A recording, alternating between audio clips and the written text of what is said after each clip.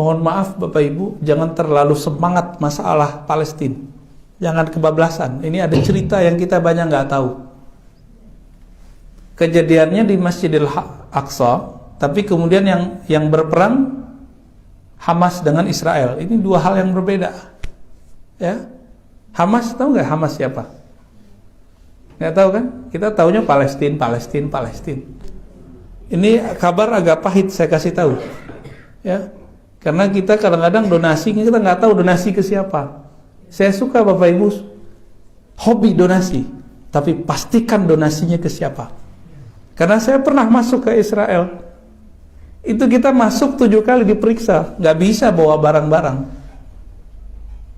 Maka pastikan kalau kita donasi ke lembaga yang diakui oleh pemerintah dan lewat jalur pemerintah, hanya itu satu-satunya jalur. Jadi tolong pengurus masjid jangan sampai harta-harta yang diberkahi Allah ini kemudian salah jalur. Dan itu sudah terjadi.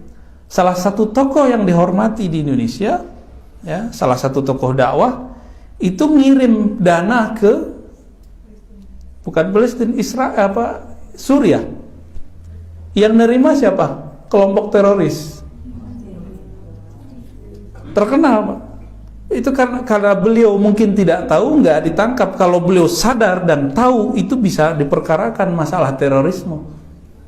Saya yakin mungkin beliau tidak tahu kali, mau bantu-bantu aja. Tapi yang nerima kelompok teroris. Ya kita berhusnuzon. Jadi di Suriah itu pertengkaran itu lebih dari 10 kelompok bersenjata. Nah, sampingnya Palestina. Ada satu kompleks, satu distrik jalan lah namanya Sheikh Jarrah. Itu nama kampung. Kampung Atu Jarrah, gitu-gitulah ya namanya. Itu tanah konflik. Ya seharusnya ya orang Palestina nganggap itu milik Palestina, orang Israel nganggap sudah beli. Tapi suratnya nggak tahu. Nah, ini masih simpang siur. Maka diusirlah kawan-kawan kita, sahabat-sahabat kita dari kampung Sheikh Jarrah itu, dekat dari Masjidil Aqsa. Itu Masjidil Aqsa depannya yang jaga orang Israel, pintunya. Jadi Palestina itu nggak ada dalam peta mereka. Maka ada kelompok di Palestina yang kemudian membalas sikap Israel itu dengan cara yang sama, menghapus peta Israel dari kamus mereka. Kelompok ini disebut dengan Hamas. Hamas itu bukan di Yerusalem itu, tapi di daerah Gaza. Ya. Hamas itu dulu sempat berpolemik dengan presiden yang lama, Perdana Menteri presiden nyebutnya, Yasser Arafat, presiden ya. Ya.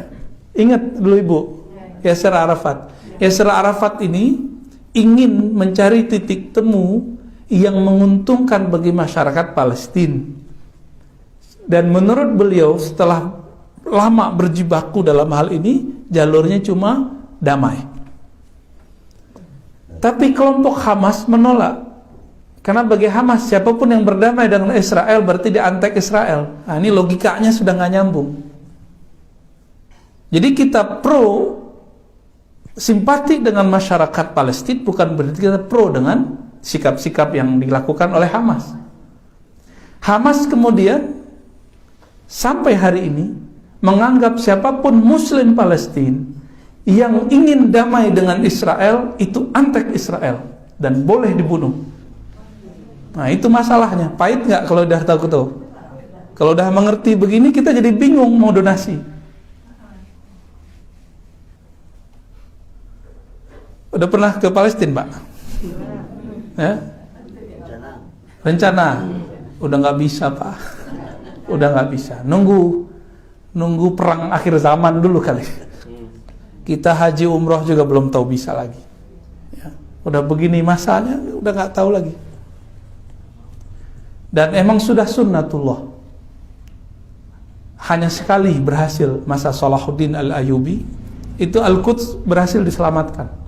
Tapi setelah itu sudah takdir Allah bahwa Al-Quds hanya akan dibebaskan oleh Sayyidina Al-Imam Al-Mahdi. Hanya imam akhir zaman. Dan yang paling mengejutkan apa? Di Israel sendiri itu ada 3 kelompok yang berbeda. Yang orang Yahudinya, bukan Muslim. Ada kelompok namanya Al-Yahud Al-Usuli, Yahudi kolot gitu. Yahudi kolot itu jenggotnya 3 kali lipat Buya, Bobby, Baba, Samasi. Masya Allah, ngalah-ngalahin jenggot jemaah tabligh dan salafi. Ya, nggak ada apa-apanya jenggot mereka. Nah, itulah kira-kira gambaran kalau Nabi Harun waktu dipegang jenggotnya oleh Nabi Musa. Jadi jenggotnya mirip kayak Nabi Harun dulu, panjang jenggotnya. Ini kelompok nggak boleh pakai handphone, nggak boleh ada TV.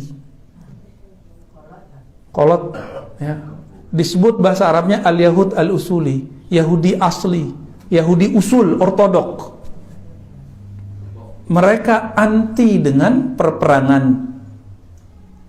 yang dilakukan oleh kelompok yang ketiga yang mau kita sebut dengan Hamas. Jadi mereka anti dua-dua itu. Kelompok kedua, kelompok nasionalis, Syabi, Al-Watani, ya. Masyarakat biasa, masyarakat sipil. Itu Yahudi itu dia bingung dengan pertengkaran itu. Mereka juga pengen damai, dan kita lihat mereka demo setiap hari, setiap minggu. Ya. Dua kelompok pertama dan kedua. Tapi yang paling bahaya kelompok yang ketiga, Zionis. Inilah yang disebut bahasa Arabnya Sahyuniyah. Sahyuniyah. Inilah yang menguasai Yerusalem. Mereka lah yang bunuh-bunuh saudara kita di sana. Ini bahayanya yang Israel ini Pak, yang bagian Sahyuniyah, Zionism. Zionis itu sudah pemahaman. Dia ambil agama sebagai alat pembenaran pemahamannya, bahwa tanah Al-Quds tanah mereka, dan itu harus diambil dengan cara apapun. Tapi dari berita-berita, Bapak Ibu bisa mendengarkan berita bahasa Arab kan? Ya, jadi kalau mau yang asli dengarkan, ada 5 channel berbahasa Arab minimal tuh, ada Al Jazeera, ada Arabia, macam-macam ya. Itu beritanya pun kejadiannya sama, tapi dibahasakan beda. Ada istilahnya perang Palestina Israel, umum kan? Ada perang orang Islam Israel, beda nggak? Ada perang Hamas Israel, itu beda-beda tuh beritanya. Ya, jadi tolong pastikan ketika donasinya ke lembaga yang lewat jalur pemerintah, hanya itu. Kalau nggak bisa masuk. Yang kelompok Netanyahu yang mana tuh? Itu Zionis Pak. Zionis. Zionis. Ya. Yang ketiga Pak. Karena dialah yang mau perang-perang itu. Tahun 2016 saya pernah berdakwah di salah satu negara Eropa. Saat itu di KBRI hadir Menteri Luar Negeri yang sekarang. Kan dia nih yang kedua ya. Bu Retno. Ternyata lagi ada konferensi pertemuan orang-orang di Eropa untuk menyelesaikan persoalan Palestina. Apa kabar baiknya? Banyak negara di Eropa pro dengan Palestina. Cuma negara-negara yang lain yang juga besar itu tidak pro dengan Palestina, pro-nya dengan Israel. Apa kata beliau? Ini orang Palestina sendiri itu juga dengan orang Israel, beberapa mereka sudah capek dengan perang. Tapi Zionis dan Hamas selalu ingin perang. Itu masalahnya. Kejadian Sheikh Jarrah, tapi yang itu jadi kesempatan oleh Hamas.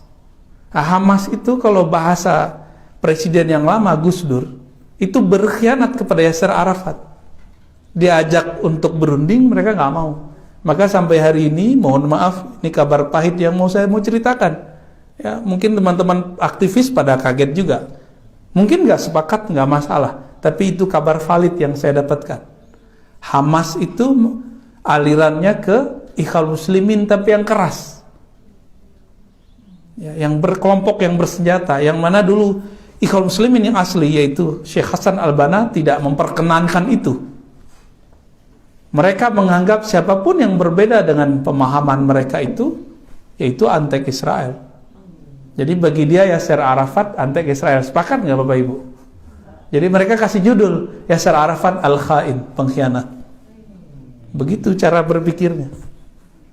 Nah, Imam